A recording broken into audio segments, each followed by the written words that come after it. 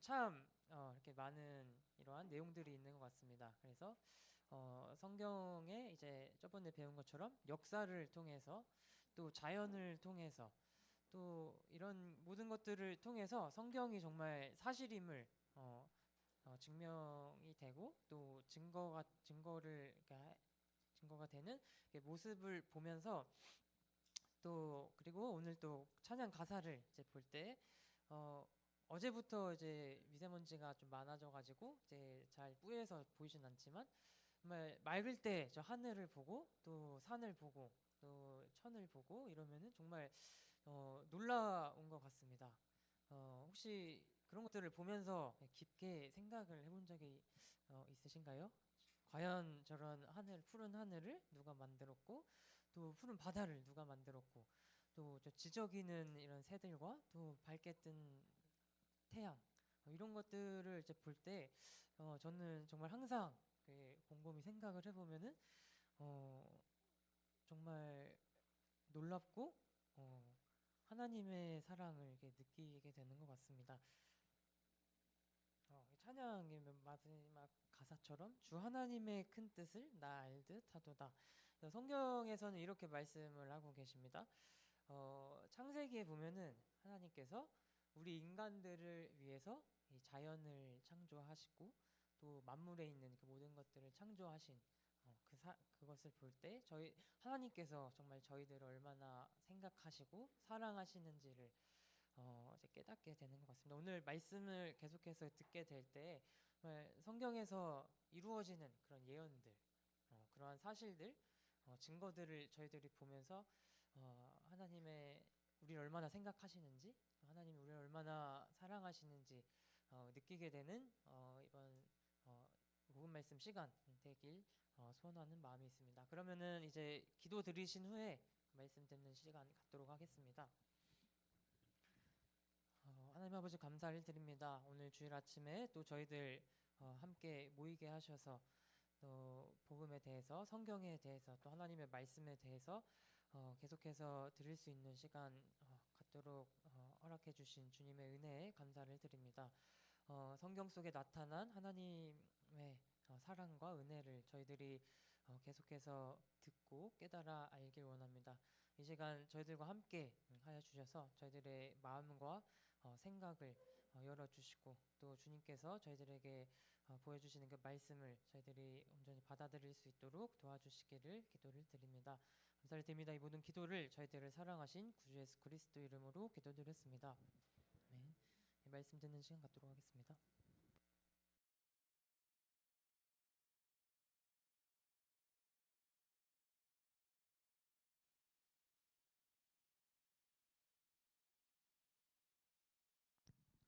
네, 안녕하세요. 한 주간 잘 지내셨죠? 네, 여기 계신 분들의 얼굴을 이렇게 생각하면서 날마다 기도했습니다. 저는 하나님의 자녀이고 또 영원한 천국을 소유한 하나님의 백성이고 또 제 안에 하나님이 계신 이 놀라운 신앙생활을 하고 있는데 그렇게 된 이유가 그렇게 된 과정이 또 하게 된 시작이 바로 이 시간 동일한 하나님의 말씀을 저도 듣게 되는 때가 있었고요. 하나님의 말씀을 듣게 될 때 제 마음 가운데 하나님께서 그 말씀이 믿어지도록 하나님께서 인도해 주셨고 또 그 믿음으로 말미암아 하나님께서 저에게 구원 영생의 선물을 주시고 또 구원의 확신 가운데서 평안하게 또 즐겁게 지금까지 지낼 수 있음을 생각하게 될 때 사람이 구원받는 것은 어디 가서 트레이닝을 받고 30년간 어떤 사람들처럼 계룡산에 가서 돌을 닦거나 이런 것이 아니라 동일한 하나님의 말씀 저만 그런 줄 알았더니요 교회 다른 분들도 그렇고 또 다른 나라 분들도 그렇고 이전 시대에 살았던 분들도 동일하게 여기 있는 하나님의 이 말씀인 성경 말씀을 보거나 읽거나 듣게 될 때 하나님께서 말씀을 듣는 가운데 역사해 주셔가지고 영생의 그 소원과 또 스스로 내가 구원받았는지에 대한 확신을 이렇게 주시게 됩니다. 그래서 이 시간 하나님의 말씀을 어떻게 듣느냐, 그냥 교회 나오셔가지고 마음의 양식이 되는 말씀 이렇게 듣고 가야겠다, 이것이 아니라 정말 눈에 보이지 않지만 하나님이 분명히 계시고 그분의 말씀이 이 성경인 것을 보게 되고, 이 성경 속에 구원의 길이 있고 또 내 생명의 길이 있음을 생각하시면서 또 하나님께 간절히 구하는 마음으로, 또 겸손한 마음으로 믿을 수 있도록, 또 믿음에 이를 수 있도록 해 달라고 이렇게 기도하는 마음으로 들으셨으면 좋겠습니다. 우리가 살다 보면 믿고 싶은데 안 믿어질 때가 있고, 그렇죠? 안 믿어야 하는데 믿어가지고 잘못 믿어가지고 속는 경우가 있고, 우리 마음을 우리 마음대로 완전하게 컨트롤할 수가 없어요. 우리 감정도 그렇고요, 우리 생각도 그렇고. 내가 지금부터 어떤 일 때문에 슬픈데 지금부터 기뻐야지 하면 갑자기 막 기쁘고 막 이렇게 이게 마음대로 되는 게 아니죠. 그래서 하나님께서 오늘 우리 모두를 그렇게 인도해 주시기를 바랍니다. 오늘 세 번째 시간, 지난 시간에 이어서 하나님의 말씀 성경, 빨간색 글씨만 한번 같이 크게 읽어볼까요? 시작. 하나님의 말씀 성경. 네, 그렇습니다. 이 성경은 기독교의 경전이 아니에요. 이것은 살아계시고 지금도 전 세계를, 온 우주를 운행하시고 주관하시는, 내 생명을 주관하시는 그 절대자 창조주의 말씀입니다. 말씀. 그러니까 영화에서 그런 거 많이 보셨죠? 어떤 사람이 죄를 지어가지고 멍석에 무릎 꿇고 두 손은 묶여가지고 딱 무릎 꿇고 있어요. 그 앞에는 이제 사형 집행을 해야 되는 망나니가 머리를 산발하고 큰 칼을 휘두르면서 입에는 물을 품고 품으면서 이제 사형을 집행하려고 딱 막 춤을 추면서 막 이러고 있어요. 근데 영화에서 많이 보셨죠? 이제 형 집행관이 이제 형을 집행해라, 그러면 이제 망나니가 이제 춤추다가 하려고 할 때 저쪽에서 말소리가 들려옵니다. 탁탁탁탁탁탁탁탁. 잠깐. 그걸 많이 보셨죠? 그 잠깐 해가지고 가만히 있던가 뭘 펼치던가요? 탁 펼칩니다. 뭘 펼칠까요? 왕의 명령, 교지라고 했죠. 그래서 벌써 왕이 쓰는 색깔은 붉은색, 또 금색, 이거 왕만 썼어요. 그래서 빨간색으로 이름 쓰지 마라. 그것은 왕만 빨간색으로 글씨를 써야 되는데 네가 빨간색을 쓰는 것은 왕에 대한 반역이야 해가지고 빨간색으로 이름 쓰는 것을 금지했었잖아요. 그래서 교지를 딱 펼치면, 딱 펼치는 순간 고개 빳빳이 들고 그 소리를 들어요. 엎드려요? 엎드립니다. 이렇게 엎드려요. 왜요? 왕이 왔어요? 안 왔어요? 네, 왕이 오신 거나 다름이 없어요. 실제 왕은 안 왔지만 왕의 뭐가 왔어요? 말씀이 왔어요. 왕은 지금 저기 한양이 계시는데, 조선시대에 왕은 안 오고 왕의 말씀이 왔는데 마치 말씀을 왕처럼 꿇어 앉아서 왕이 말하는 것처럼 듣는 거예요. 그래서 그 말씀은 곧 왕이고 왕은 곧 말씀이고. 그 글씨가 뭐라고 거기에 무릎 꿇겠습니까? 왕의 명령이고 말씀이기 때문에 무릎 꿇고 그 교지에 이 사람은 어쩌고 저쩌고 해서 사형을 중지하라. 그러면 중지돼야 안 돼요? 중지됩니다. 왕 안 왔는데도 왕의 말씀이 오면 왕과 똑같은 권위와 힘이 있는 거예요. 그래서 이 말씀도 마찬가지입니다. 오늘 이 시간 하나님 눈에 안 보이시지만, 눈에 보였으면 속이 시원하겠는데 안 보이시지만 우리 앞에 하나님이 말씀하신 이 말씀이 있어요. 말씀이. 음성하고 문자하고 같아요, 달라요? 음성하고 문자하고 같아요, 달라요? 메시지 전달에 있어서는요, 같아요. 예를 들어서 아빠가 자식한테 누구야 너를 사랑해 이렇게 하는 거하고, 글씨에 써가지고 누구야 너를 사랑해 하는 거하고 의미는 같죠. 느낌은 좀 다르지만요. 직접 이렇게 하면 느낌은 좀 다른데 결국 메시지, 그 사람의 메시지는 같은 것입니다. 말로 사랑한다고 하나 편지에다 글로 사랑한다고 하나, 약속을 내가 한 일주일 뒤면 네 생일일 때 뭐 사줄게 말로 하는 거나, 여기다 편지에다가 생일 축하해 일주일 뒤에 내 생일 때 자전거 사줄게, 요거나 메시지는 의미는 똑같은 거예요. 다만 느낌이 좀 다르죠. 말로 이렇게 하는 거하고 글자로 쓰는 거하고 느낌은 다르지만 메시지는 똑같은 거예요.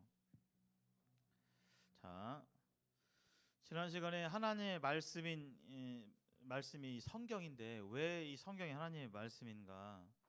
첫 번째로 성경 스스로, 이 성경 안에 이 말씀이 하나님께서 하나님의 말씀이라고 증거하고 있고요.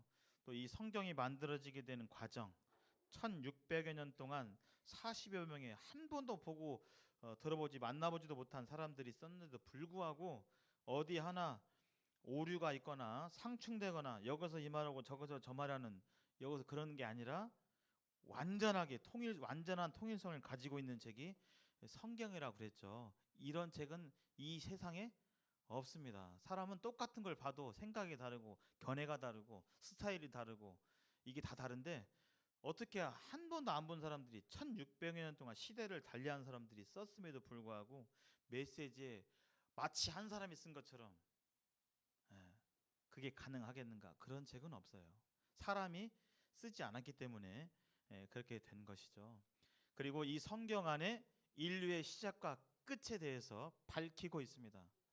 그런 책은 없어요. 이슬람 경전에도 불교 경전에도 없습니다. 유교 경전에도 없어요. 그래서 오죽하면 공자가 이 세상 끝에 사람 죽으면 어떻게 돼요? 물어봤을 때 공자님께서 아신다고 했어요? 모르신다고 했어요? 모른다고 했어요. 그러나 성경은 이 세상의 시작과 끝에 대해서 또 중요한 과정에 대해서 이미 성경에 나와 있습니다. 그래서 하나님의 말씀일 수밖에 없기 때문에 그렇게 된 것이죠. 또 하나 결정적인 증거가 있는데 바로 이스라엘 나라를 보면 우리가 하나님의 말씀이 사실인지 아닌지를 알 수가 있어요. 이스라엘은 현재 존재하고 있잖아요. 이스라엘. 그래서 이스라엘에 대해서 하나님께서 이스라엘 민족을 택하셔가지고 먼저 하나님의 뜻을 알려주시고 이 성경을 기록하도록 택하신 민족이 이스라엘인데, 이 이스라엘의 나라에 예언을 해주셨는데 그것이 성취가 되었어요. 성취가.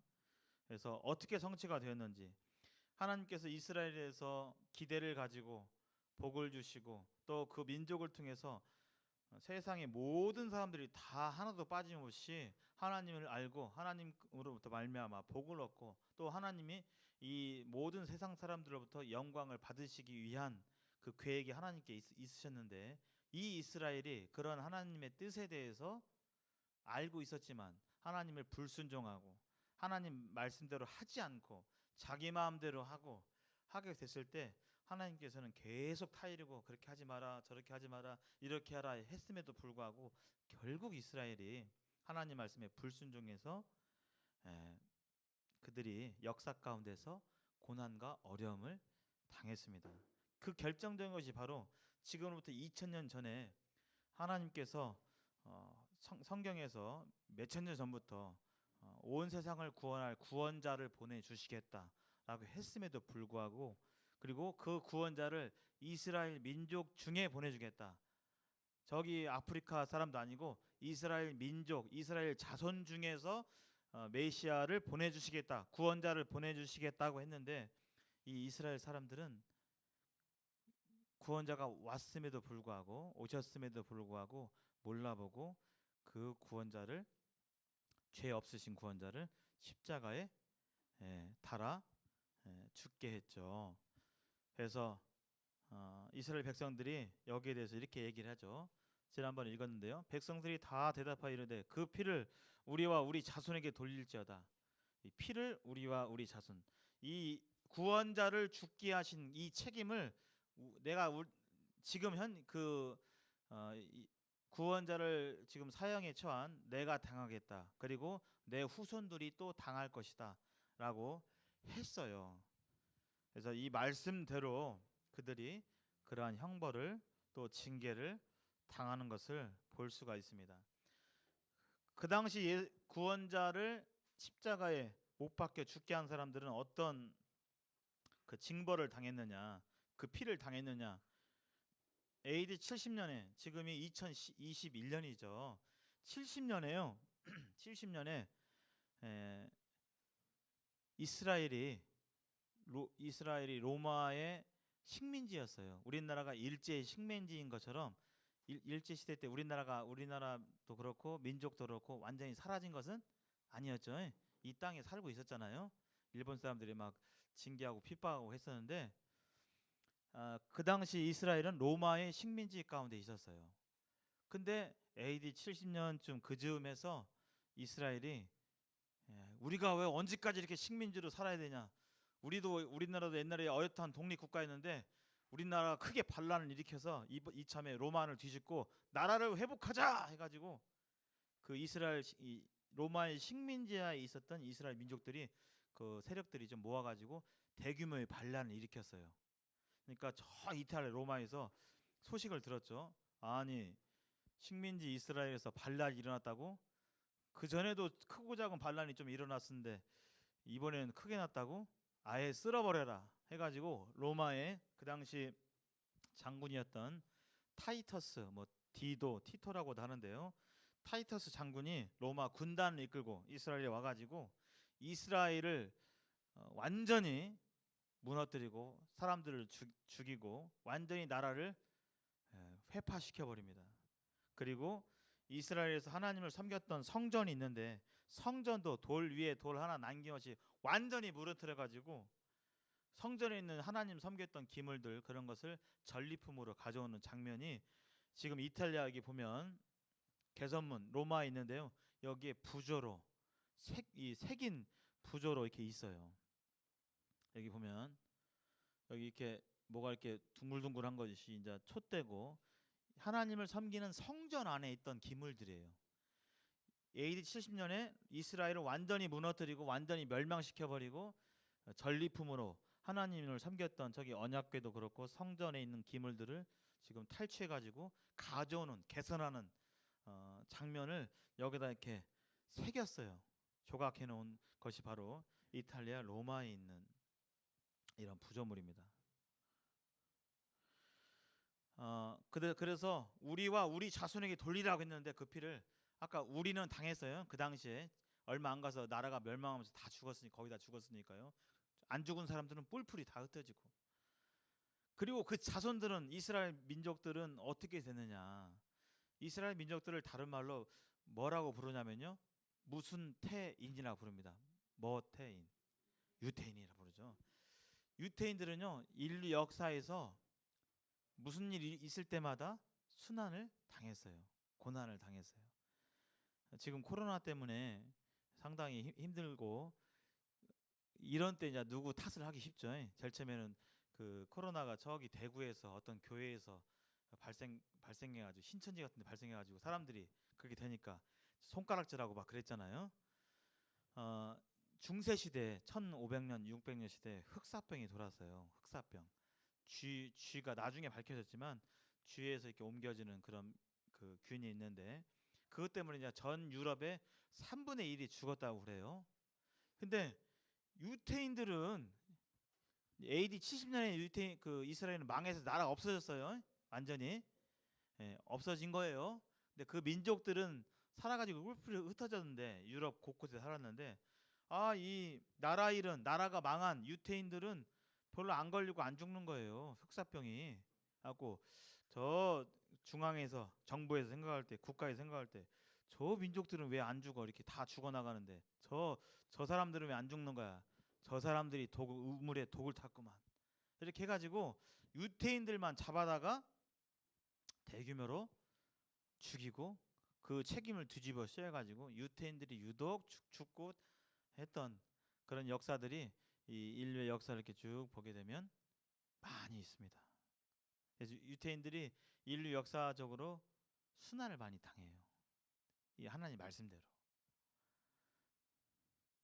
여기 하나님 말씀대로 세상은 가고 있어요. 뭐 이것뿐만 아니라 나중에 보겠지만 흑인들이 왜 요즘이 아니라 역사 대대로 흑인들이 차별을 많이 받았잖아요. 그 이유도 성경에 다 있어요. 그것은 나중에 보겠지만 차별하면 안 되는데 인류 역사적으로 그렇게 성경에 그런 해답을 좀 찾을 수가 있습니다. 이 사람이 누구죠? 네, 아돌프 히틀러입니다. 저기 불교 표시랑 좀 비슷하게 생긴 마크가 있죠. 불교 표시는 아닌데 저기 뭐죠? 네, 나치의 상징이죠. 나치의 상징. 이 사람이 히틀러입니다. 이 사람은 게르만 민족주의자라고 해서 게르만 민족만 우수하고 나머지 민족들은 열등하다. 우수한 민족은 살리고 열등한 민족은 제거해야 전 인류 사적으로 보게 될 때 인류가 더 발전한다. 이런 요생한 생각을 가지고 있었어요. 그래서 이 히틀러가 1989년부터 45년까지 자살했다고 되어 있는데요. 이 사람이 게르만 민족주의자였어요. 그래서 여기 보면 1933년에 히틀러가 독일의 총리가 되고 자신의 세상 게르만 민족주의 이를 가르치고 굉장한 연설가라고 해요. 이 히틀러가 한번 얘기하면 온 백성이 홀려가지고 국민들이 홀려가지고 하이 히틀러 할 정도로 말을 엄청나게 잘했다고 그래요. 그 사람 말 들으면 그냥 듣고 그냥 목숨 바치는 거예요. 그냥 히틀러가 총리가 된 지 1개월 만에 유대인들이 박해를 시작해요. 특히 유대인들은 죽어 없어져야 한다고 히틀러가 생각했어요. 유태인들은. 그래서 35년에 법을 바꾸죠. 뉘른베르크 법이라고 해가지고 유대인들은 이제 더 이상 흩어져 살긴 하지만 나라가 없지만 시민으로 그때까지 인정해줬는데 너희들 유태인들은 이제 시민이 아니야. 시민 자격이 없어. 라고 법을 바꿔가지고 시민권을 박탈시키고 그 다음에 여기 가운데 있는 이 육각별 이것을 뭐라고 부르냐면요. 다윗의 별이라 불러요. 다윗의 별을 유태인들에게 표를 해가지고 옷에다 이렇게 탁탁 붙이는 거예요. 붙이고 표시를 이렇게 하게 하는 것입니다. 그리고 그렇게 다윗의 별을 붙인 사람들은 따로 모아가지고 일정 구역에 모여 살도록 해가지고 거기에서 집단 수용했어요. 그것을 게토라고 부르는데 그 다음에 이런 계획에 따라 이렇게 하고 그 다음에 여러 곳에다가 대량 학살 시설을 만들죠. 이 총 쏘고 하면 막 피 흘리고 막 그러니까 어떻게 하면 빨리 많이 죽일 수 있나 감안해가지고 했더니 빨리 많이 죽일 수 있는 게 뭐냐면 물하고 공기죠. 공기가 안 되면 막으면 다 죽고 물 잘못 먹으면 죽고 하니까 그 중에 이제 가스실을 만들어 가지고 거기다 다 넣어 가지고 가스 위에서 쉬 나오면 한 3, 4분 뒤면 다 쓰러져 있죠. 그거 가스실에 화형시키고 여기 보면 흑백 처리했는데 시체가 너무 많아 가지고 불도저로 시체를 지금 치우는 장면이에요. 이 시체가 다 누구의 시체예요? 유태인들의 시체입니다. 인류 역사 가운데서 이런 고통을 당했어요. 근데 아까 말씀에 뭐 있었죠? 그 피를 구원자를 죽인 그 책임의 피를 우리와 누구에게 돌리라고요? 우리 자손에게. 그래서 유태인 자손들은 대대로 고생하고 고통받고 죽임당하고 이렇게 당했던 것입니다. 그래서 당시 뭐 정확한 통계는 아니에요.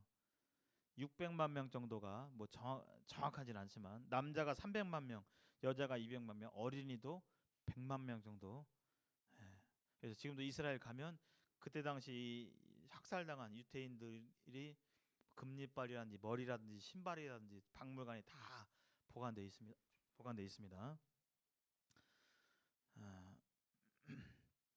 하나님께서 아까 피를 우리와 우리 자손에게 돌리라고 했고 거기에 따른 말씀대로 징계를 내리셨는데 하나님은 사랑의 하나님이세요. 사랑은 징계를 포함하고 있는 거예요. 자식이 너무 사랑스럽다고 해서 자식이 다 나가서 다른 사람들 패고 두드러 패고 뭐 훔치고 못된 짓 하고 돌아오는데 부모가 사랑한다면 징계해요. 가만히 놔둬요? 징계를 하죠. 저기 모르는 옆집 아저씨는요, 징계해야 안 해요? 안 해요. 예, 못하고 할 수도 없고 하지도 않습니다. 남의 자식인데 내가 왜 힘들게 막 내 속상하면서 뭐라고 해요? 내 자식이니까 잘 되라고 이러면 앞으로 큰일 난다고, 잘 안 된다고 하면서 아픈 마음으로, 마음은 찢어지지만 매를 들어서 때때로 때리는 것이 부모의 마음이잖아요.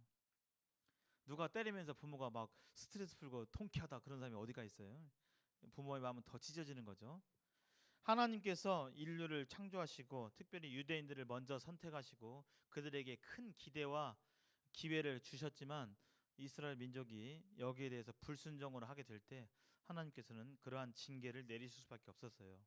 그러나 징계를 내리지만 참 부모님이신 하나님께서는 버리셔요? 안 버려요? 안 버려요. 부모가 때린다고 때리고 벌 주고 밖에서 손 들고 서 있어. 옛날에 막 그랬잖아요. 뭐 그랬는데 그러고 그냥 나가서 그렇게 하라고 해요? 아니면 결국은 다시 용서해요? 용서하죠. 하나님께서도 마찬가지입니다. 이스라엘의 회복에 대해서 말하고 있어요. 근데 이 예언들이 아까 이스라엘 나라가 망하기도 전 700년 전에 이미 다 예언이 돼 있어요. 여기 이사야는 아까 구원자가 오기 700년 전이에요.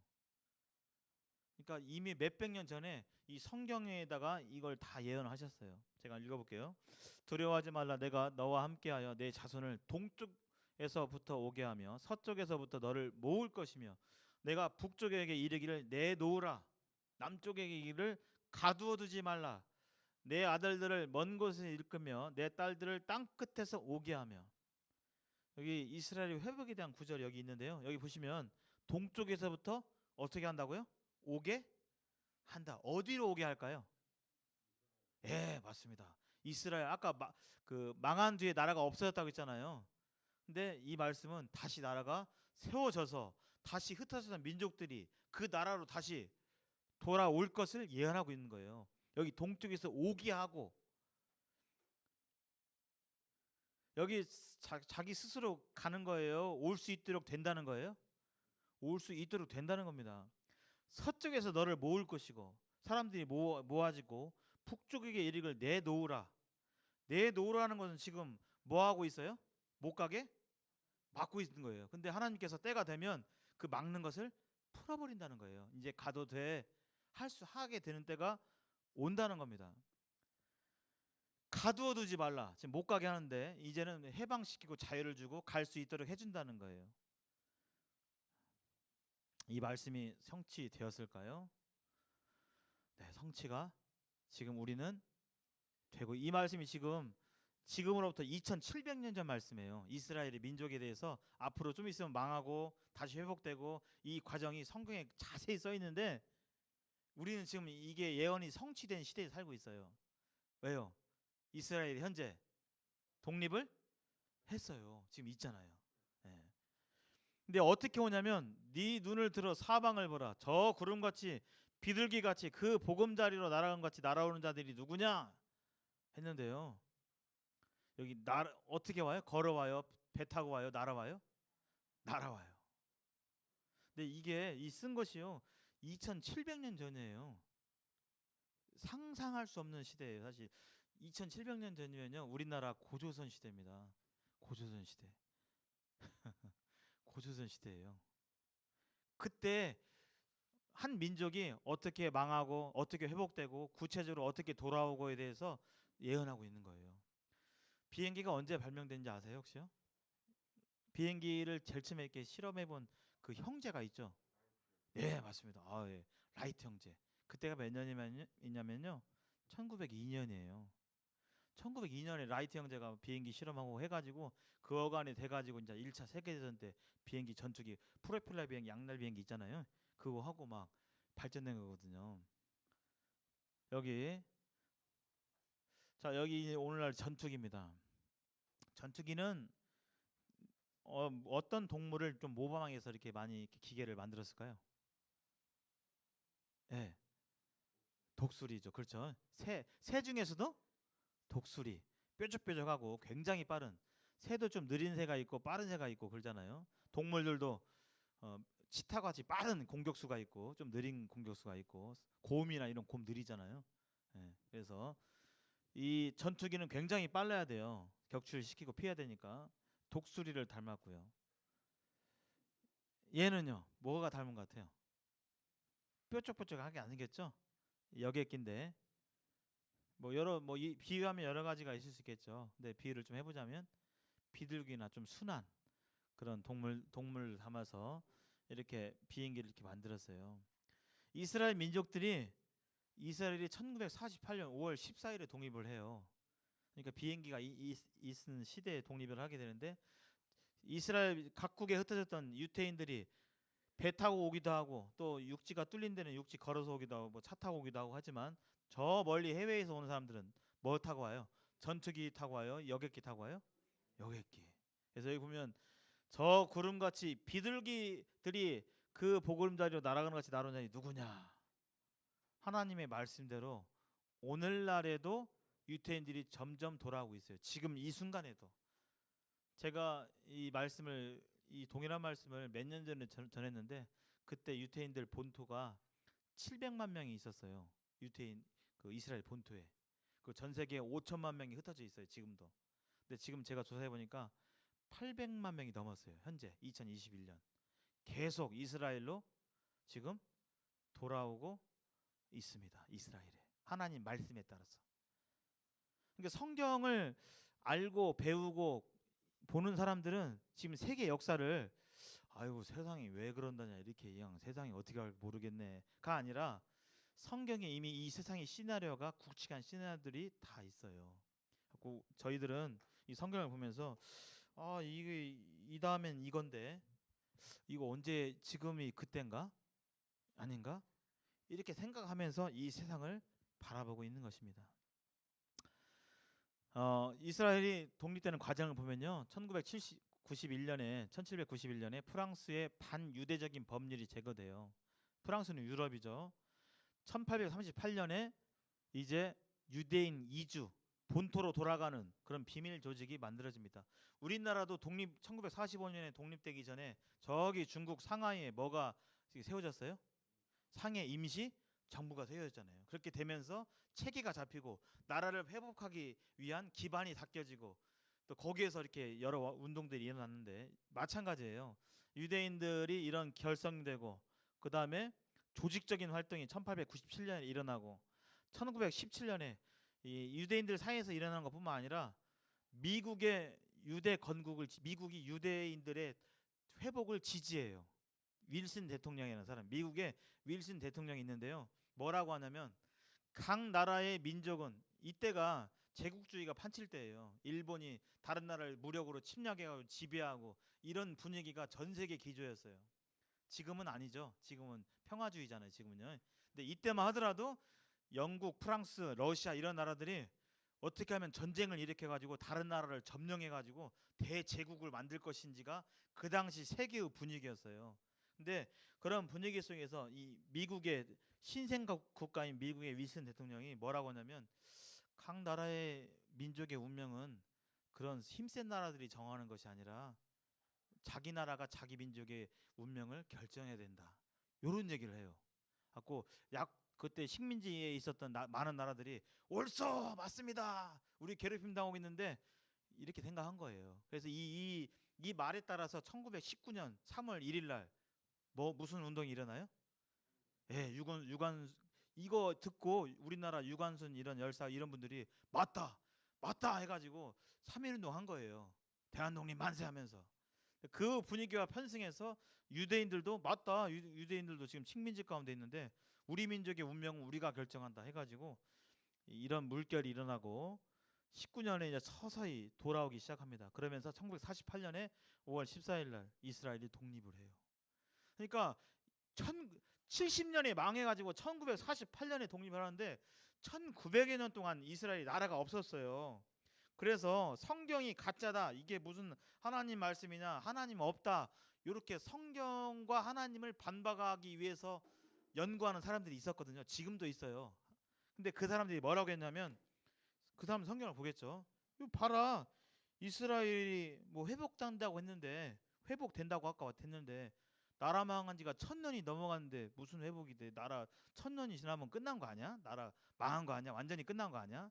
이렇게 하면서 성경은 가짜다 이렇게 얘기했단 말이에요. 근데 1948년 5월 14일 날 이스라엘이 독립을 하게 되면서 그래서 그렇게 주장했던 사람들이 입을 싹 다물게 됐어요. 하나님의 말씀대로 이루어지는 이 놀라운 역사. 지금도 하나님의 말씀대로 이 세계가 진행되고 있습니다. 하나님 말씀에 의해서. 그래서 이스라엘이 독립된 뒤에요. 이게 1947년 지도입니다. 여기 푸른색이 이스라엘이 70년에 망했을 때 1900년 동안 그 땅에 이제 이스라엘이 망해가지고 딴 데로 갔잖아요. 팔레스타인 민족이 거기 살았어요. 1900년 동안. 근데 47년에 독립되면서 이스라엘이 흰색 영토인데요. 영토인데 점점 영토를 회복해요. 여기 두 번째는 유엔이 이제 독립하면서 영토를 정해준 거고, 여기 세 번째 그림은 1949년부터 67년까지 뭐 중동 전쟁이 일어나요. 1차, 2차 중동 전쟁이 일어나는데 무슨 얘기냐면 이스라엘만 유대교를 믿고 그 주변 나라들 뭐 요르단, 예멘, 시리아 이런 나라는 다 이슬람교예요. 원수적인 그 종교거든요. 서로 적대시하는. 그래서 아니 이거 봐라, 유대의 나라가 회복됐네. 이러다가 우리도 당하는 거 아니야 해가지고 나라가 독립된 지 얼마 안 돼서 혼란할 때 우리가 빨리 손잡고 이스라엘 쳐버리자 해가지고 이 이스라엘을 제외한 여러 중동 국가들이 연합해가지고 이스라엘을 공격해요. 싸우면 객관적으로 누가 좀 이겨야 돼요? 예, 연합군이 이겨야겠죠. 여기는 인제 독립돼가지고 혼란스럽고 막 이렇게 이제 막 정신 없을 텐데 하나님의 역사, 하나님의 말씀에 따라서 오히려 선제 공격한 이 중동 국가들이 7일 만에 막 패배해버리고 다 끝나버려요. 그 과정을, 전쟁의 역사를 자세히 보면요 아주 놀랍습니다. 그 과정을 다 말할 수는 없고, 그러나 싸움을 하면 할수록 이스라엘 영토가 지금 점점 작아져요, 회복돼요? 회복돼요. 지금 이게 2005년인데 점점 갈수록 회복되고 있죠. 아마 하나님 말씀에 이스라엘이 점점 회복된다고요? 점점 망한다고요? 회복된다고요.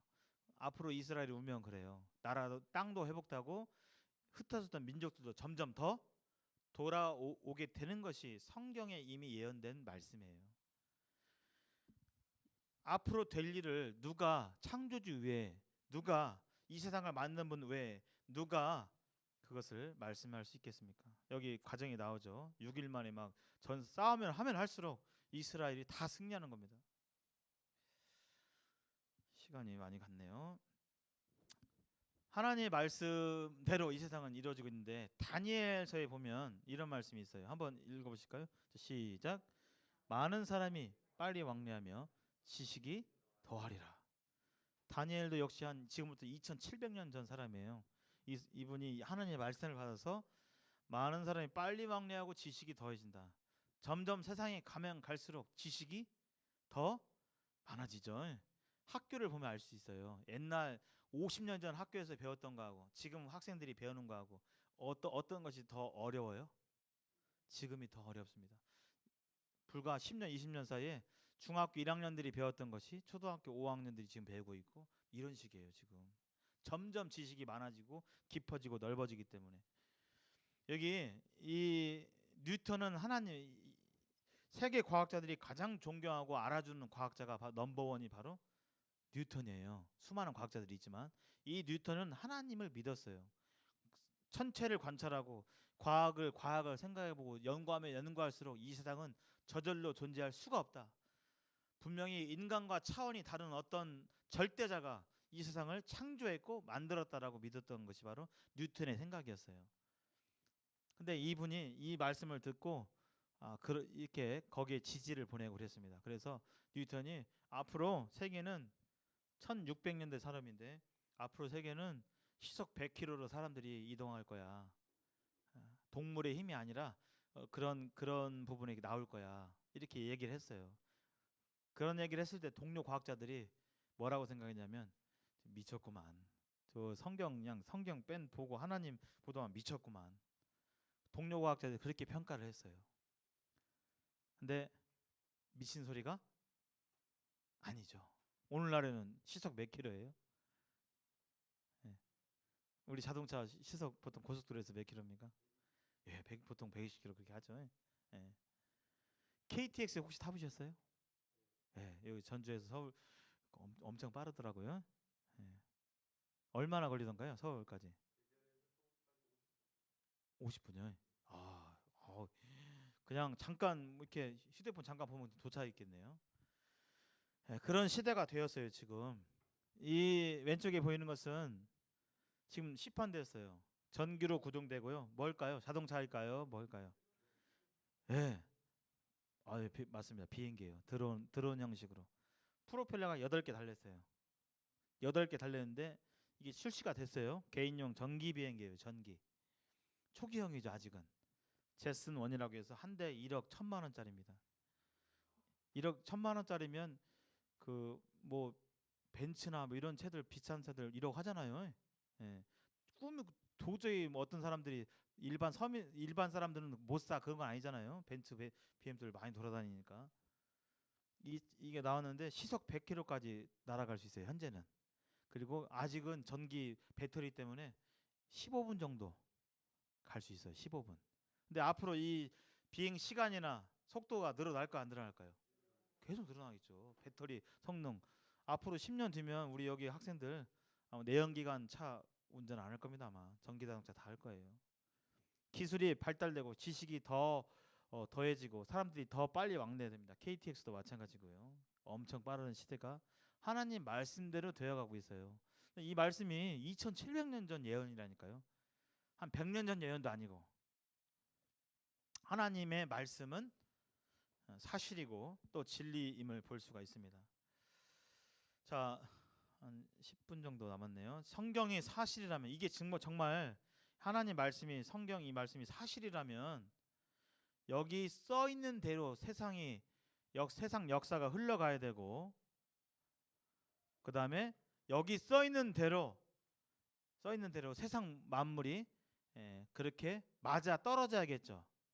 성경에서는 이렇게 얘기하고 있는데 실제 가보니까 아니야. 그러면 안 맞잖아요.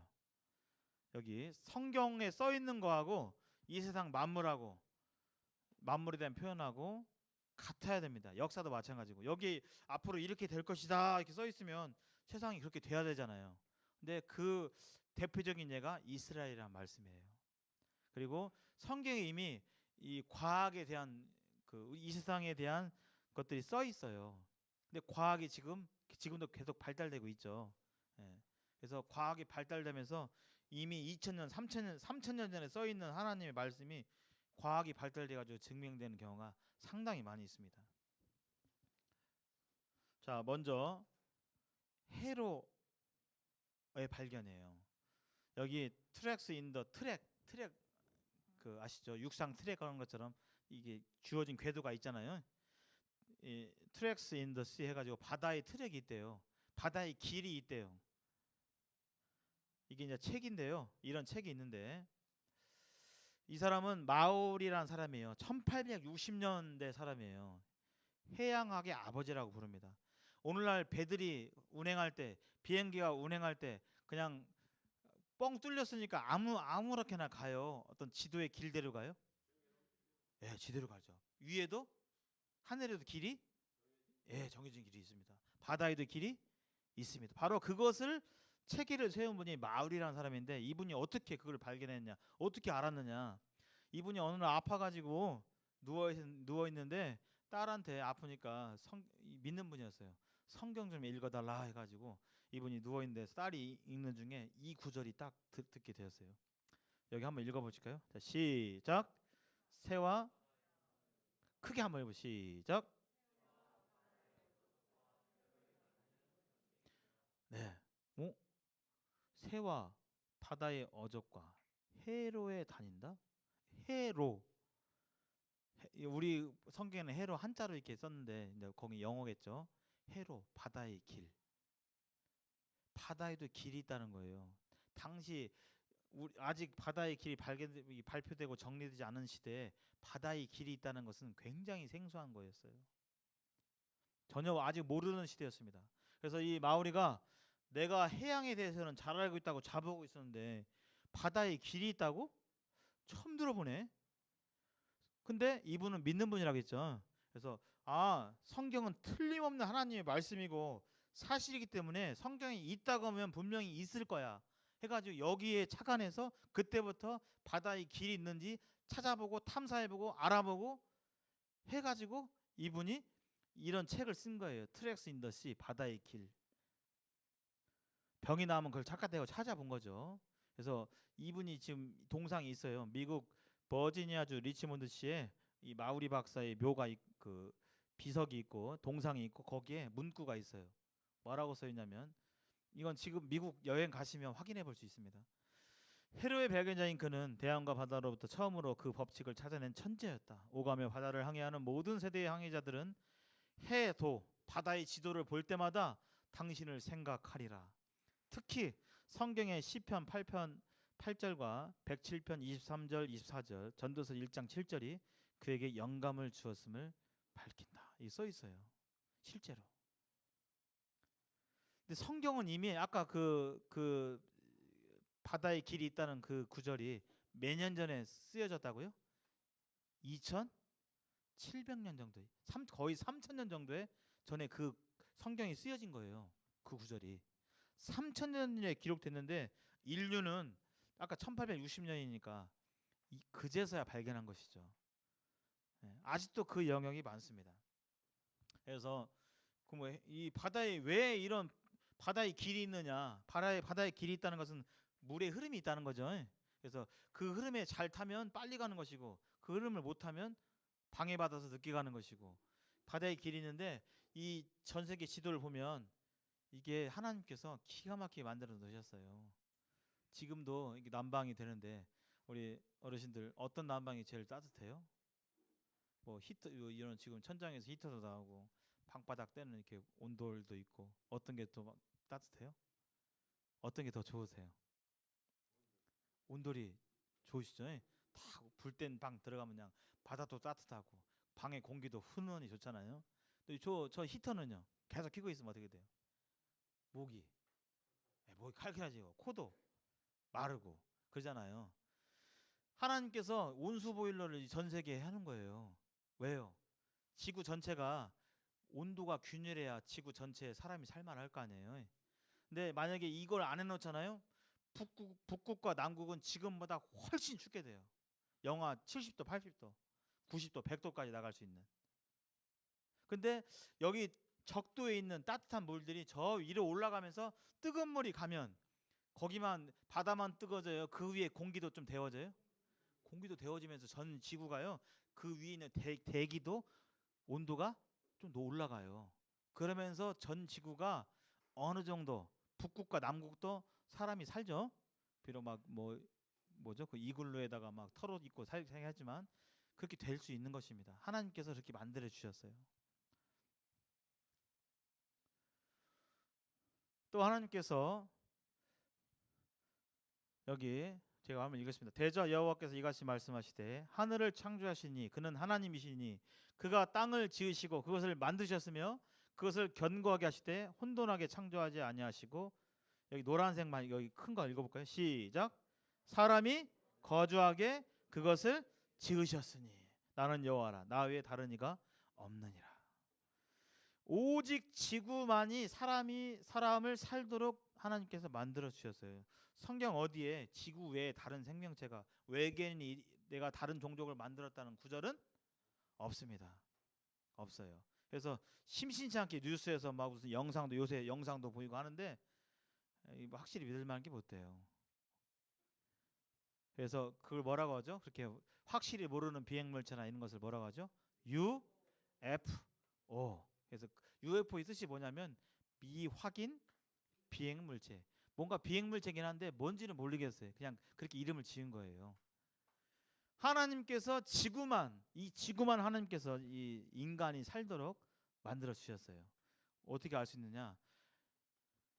지구가 속한 이 태양계가 우리 은하에 속해 있어요. 근데 우리가 지구가 속한 태양계가 우리 은하의 가장 안전한 곳에 있습니다. 이 가운데 은하 중심은요 블랙홀이 있어요. 하고 지구가 존재할 수가 없어요. 빨려 들어가니까. 그리고 이 가장자리에서는 막 별들이 폭발하고 있어요. 폭발하니까 막 파편이 지구로 막 튈 거 아니에요. 그러면 지구는 살 수가 없죠. 근데 우리가 속한 이 태양계는 이 우리 은하에서 가장 안전한 3분의 2 지점에 딱 위치하고 있어요. 얼마나 이것이 우연인가? 우연일 수가 없습니다. 또 보면요, 이게 우리가 보는 태양계예요. 태양계. 학교 다닐 때 옛날 기억나시죠? 수, 금, 지, 화, 목, 토, 천, 해, 명. 명왕성 요새 막 빼고 막 학사들 사이에 뭐 명왕성은 태양계가 기다 아니다 막 이렇게 얘기를 하는데, 여기 우리 태양을 자세히 보시면요 이렇게 돼 있습니다. 지구가 지금 빨간색으로 돼 있죠. 이 태양으로부터 이 딱 지구의 이 거리, 그 넓고 광활한 우주의 공간 속에서 이 딱 태양과 지구 사이 이 거리가 바로 여기만 생명체가 살 수가 있어요. 다른 곳은 아예 못 살아요. 딱 이 부분만. 여기 욥기 말씀에 이런 말씀이 하나님께서 세상을 창조하실 때 이런 말씀을 이제 하셔요. 네가 땅의 기초를 내가 땅의 기초를 놓았을 때 너는 어디 있었냐? 네가 봤냐? 네가 깨달아 알았거든 말할지어다. 누가 그것의 도량법을, 도량은요 길이와 양입니다. 크기. 도자는 길이 도자고 양은 그 부피죠. 그것을 정했는지, 누가 이 지구의 태양과의 거리와 지구의 크기를 누가 정해서 이렇게 창조했는지 네가 봤냐? 내가 창조자 하나님이 만났을 때 봤냐? 이게 물어보는 거예요. 사람에게. 뭘 알고 나를 믿지 않는 거냐? 이렇게 하면서 누가 그 줄을 그 위에 띄웠는지 네가 아느냐 하면서 여기 딱 있습니다. 지구 꼭 생명체가 살 수 있는 딱 알맞은 거리에 이렇게 있죠. 최근에 밝혀진 건데 이 화성과 또 이 목성 사이에는 이 소행성 이 띠가 있어요. 이것이 또 방어막이 있고 이 밖에도 또 있고 이것이 밝혀졌죠. 그래서 여기 지구가 있으면 제일 처음이 수성이고요. 수성은 왜 못 살죠? 사람이 너무 제일 가까워지고 거긴 뜨거워서 못 살아요. 금성은요 왜 못 살까요? 이 지구 바로 앞에 있으니까 뭐 조금 괜찮을 것 같은데, 여기도 뜨겁습니다. 평균 온도가 460도예요. 지구하고 다른 점이 있어요. 지구는 지구의 하루는, 지구가 어떻게 하는 게 하루죠? 한 바퀴 이렇게 도는 게 24시간 걸리잖아요. 금성은요 며칠 걸릴까요? 한 바퀴 도는데. 거의 비슷했어. 근접했어. 거의. 그거 아는 사람 별로 없는데. 243일이에요. 그러니까 금성에서 하루는 지구가 24시간만 이렇게 돈다면요. 금성은 지금 거의 도는 게 보여요, 안 보여요? 243일 만에 이렇게 도니까 태양으로부터 열을 계속 받겠어요, 안 받겠어요? 받죠. 통닭 옛날에 숯불에 구울 때 통닭 가만히 놔두면 거기 불에 가장 가까운 부분 어떻게 돼요? 타버려요. 그래서 안 타라고 어떻게 하죠? 돌리잖아요. 이렇게. 근데 돌리는데 적당한 속도로 돌려야 되는데 너무 천천히 돌리면요 타버리죠. 그러니까 온도가 뜨거운 거예요. 금성은 그거 같은 겁니다. 사람 못 살아요. 243도에서 어떻게 살아요? 화성은요 이번에는 너무 추워요. 표면 온도가 영하 140도예요. 어떻게 살아요? 우리 몸이 뭘로 돼 있죠? 속에 70%가 뭐라고 하죠? 수분, 물이라고 합니다. 물과 수분은 몇 도에서 얼어요? 보통 뭐 똑같진 않겠지만 0도 근처에서 얼죠. 조금 안 얼으면 영하 20도, 30도. 뭐 부동액 같은 거, 자동차 부동액은 뭐 더 낮은 온도에서 이렇게 견디죠. 그러나 영하 100도까지 견디지 못해요. 화성은 그래서 못 사는 겁니다. 화성에도 물이 있다고 그래요. 근데 우리 옛날 그 개미 눈물만큼 있다고 그래요. 지구처럼 많은 게 아니라. 지구는 또 육지하고 바다 중에서 바다가 몇 %예요? 충분히 물이 많잖아요. 지구만 유일하게 사람이 살 수가 있어요. 이 태양계 중에서 이 파란색으로 된 이 층 우주 공간에서 여기만 물이 액체로 존재할 수 있는 온도예요. 물이 있는데 다 얼음이면 물 먹고 살아요? 못 먹어요? 못 먹어요. 물이 있는데 물이 영하 150도에 있어요. 그러면 먹을 수 있는 길이 없어요. 근데 지구만 물이 액체로 존재할 수 있는 그런 그 넓은 우주에서 딱 여기만 지구 이 거리만 딱 물이 존재해요. 그러니까 사람이 살 수 있는 이것이 우연이 아닌 겁니다. 목성과 토성은 왜 이렇게 클까? 여기 지구가 여기 지금 이렇게 보이시죠? 목성이 제일 크고요. 지구의 11배 정도 되고 그다음 토성인데요. 굉장히 크죠. 왜 이렇게 클까? 여기 목성 안에 지구를 1300개 담을 수 있고 또 여기 태양 안에 목성을 1000개 정도 담을 수 있을 정도로 목성이 커요. 목성 안에 지구가 1300개 들어가면 왜 크냐? 목성과 토성은 진공성석이에요. 무슨 뜻이냐? 지금 우리가 중력이 이렇게 있죠. 중력이 갖고 이게 지금 떨어지는 게 자연스러워요, 안 자연스러워요? 자연스럽죠. 이 지금 지구에서 지구 땅덩어리가 잡아 당기니까 얘가 떨어지는 거예요. 근데 달에서는 달은 지구보다 커요, 작아요? 지구보다 커요, 작아요? 작아요. 그 행성이 그 천체 부피가 작으면 중력이 작아져요. 크면 중력이 세고. 그러니까 달은 작으니까 이 지구에서 지금 이렇게 이런 속도로 떨어지는데 달에서 떨어지면 더 빨리 떨어지겠어요? 더 세게 떨어지겠어요? 아니면 더 천천히 떨어지겠어요? 더 천천히 떨어집니다. 반대로 이 목성은 지구의 11배예요. 그러면 여기 이 목성은 중력이 더 셀까요? 약할까요? 크면 클수록 중력이 셉니다. 그래서 여기 태양계 내에서 이 지구로 향해서 어떤 운석이나 이런 소행성들이 충돌하려고 오게 될 때 목성쯤 오게 되면 목성이 잡아당기는 힘이 세니까 지구로 여기가 지구라면 여기 어르신께서 목성이시라면 여기 지구를 향하고 막 가고 있는데 지구로 가야겠는데 여기 빨려 들어가서 탕 이게 치는 겁니다. 목성이 지구를 보호하고 방패가 되어주는 거예요. 여기 보면.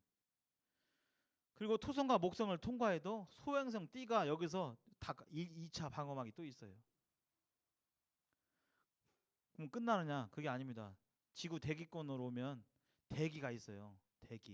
대기가 없는 행성도 많거든요. 지구 이렇게 대기가 있잖아요. 이 하늘, 스카이, 하늘이 있는데 여기 오면서 대기하고 마찰이 일어나요. 그러면서 열이 나요. 열이. 그래서 여기에 통과해가지고 대기로 떨어지면 떨어질수록 불나가지고 이 다 조각조각 나면서 결국 지구에는 운석이 떨어져도 지구의 위험을 빠뜨리지 않을 정도로 자그마한 그런 운석들이 떨어지게 되는 겁니다. 우리는 이걸 별똥별 보기도 하고 하는데 여기 불 나는데 원래 불이 붙어서 오는 게 아니라 지구의 대기하고 저 돌이 그 소행성이 오는 속도하고 마찰이 일어나면서 마찰 열 때문에 불이 일어나는 겁니다. 자, 이제 마무리하겠습니다. 또 지구는 여기 보면 자석이 있죠. 자석에는 힘이 있죠. 같은 것끼리 하면 붙어요, 밀어내죠. 다른 것끼리 하면요, 착 붙죠. 예. 그런 힘이 있잖아요. 오, 여기 딸려가네. 밀어내네. 이게 힘이 있잖아요. 지구는 자석과 같아요. 거대한 자석. 눈에 보이지 않지만 자석이 눈에 보이지 않는 힘이 있어가지고 달라붙기도 하고 밀어내기도 하는 것처럼 이 지구는 거대한 자석입니다. 그래서 이 자석이 뭐 하느냐? 여기 자석에도 N극이 있고 S극이 있잖아요. 여기 북극이 N이고 남극이 S입니다. 여기 태양으로부터 오는 태양풍이 있어요. 근데 이 온도가 10만 도 정도 되는데 여기 지구에 여기 파란색처럼 이 눈에 보이지 않는 방어막이 있어요. 그걸 자기장이라고 부르는데 이것이 이 태양풍을 방어해줘요. 막아줘요. 이 태양풍이 오는데 이 눈에 보이지 않는 이 지구의 자기장하고 부딪히겠죠.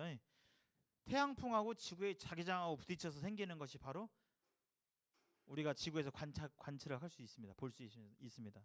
관광 가서 볼 수 있어요. 우리 어르신들 꼭 보셨으면 좋겠어요. 그게 바로 뭐냐면 그게 저기 북극이나 아일랜드 이런 데 가보면 아이슬란드 가보면 오로라가 있어요. 이런 하늘에. 이게 바로 뭐냐면 눈에 보이지 않는 지구의 자기장과 태양풍이 부딪혀서 생기는 현상인 것입니다. 과학자들이 이런 부분들을 밝혔습니다. 마무리하겠습니다. 마지막 주사위가 있어요. 주사위를 던졌는데요. 왜 몇이 나왔으면 좋겠어요? 예, 6이 나오면 기분 좋죠. 휙 던졌는데 6 나왔어요. 두 번째 6 나온 다음에 두 번째 던졌습니다. 또 6이 나왔어요. 그러면 운이 좋죠. 주사위를 계속 던졌어요. 6이 10번 나와요. 운이 억세게 좋죠. 그럴 가능성은 없지만 하루 종일 주사위 던지면 그렇게 나올 수도 있을 것 같아요. 그렇죠. 근데요, 만약에 주사위를 던졌는데 10,000번 던졌는데 기계 해가지고 세팅해가지고 10,000번 던졌는데 던졌다 하면 계속 10,000번 연속으로 6이 나와. 항상 6이 나와. 그러면 그것은 우연일까요? 아니면 주사위가 6이 나오도록 조작한 것일까요? 예, 우연히 10,000번 나올 확률보다는 이거는 어떻게 좀 해가지고 무게를 이렇게 맞춰가지고 던졌다 하면 그걸로 기울어져가지고 6이 나오도록 했을 가능성이 더 높죠.